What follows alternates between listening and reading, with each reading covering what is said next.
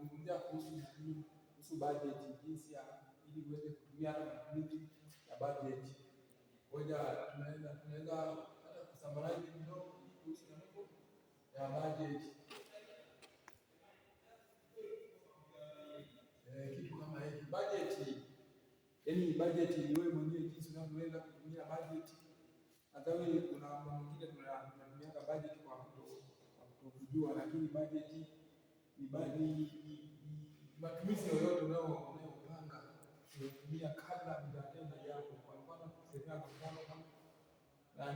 bajeti za makampuni, sisi kama bajeti za makampuni, isemea kwenye bajeti za kampuni ni kama au kampuni ya Mo imeamua kutoa bajeti kadhaa ili izalishe vitu kadhaa. Kwa hiyo lazima ikae kwanza ipige bajeti, inatoa kiasi gani bajeti au ikikaa ndipo na tathmini kwamba hiki wataongeza hiki wafanyeni.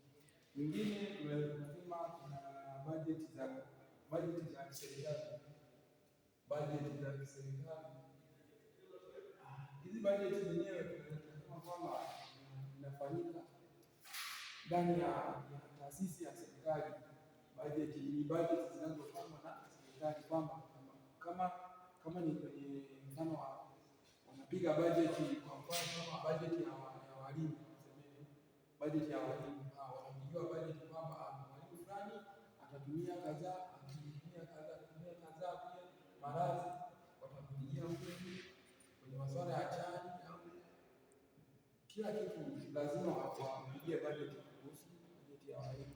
Kwa lazima iwepo bajeti ili waweze kuendelea vizuri kuhusu mpangilio wa bajeti na waweze kuendelea vizuri matumizi. Kwa hiyo kitu kama hiki, kwa hizi ya bajeti za pengine tunatumia hata majumbani. Mfano bajeti ya nyumbani, unakuta labda baba au mama pale kaweka bajeti yake kwamba leo kuna kitu kadhaa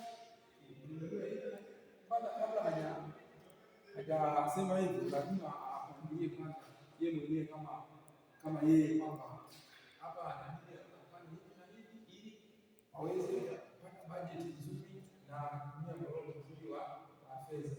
Otherwise hawezi wakaendesha bila bajeti. Kwa kweli mimi nikwambie tu kweli kwamba hesabu bila bajeti lazima iwepo bajeti ili muweze kumaintain matumizi ya bajeti ya kwako kuhusu bajeti. Kwa hiyo ndio hivyo tunavyojifunza kuhusu bajeti. Asanteni sana, nadhani mmenielewa kuhusu bajeti.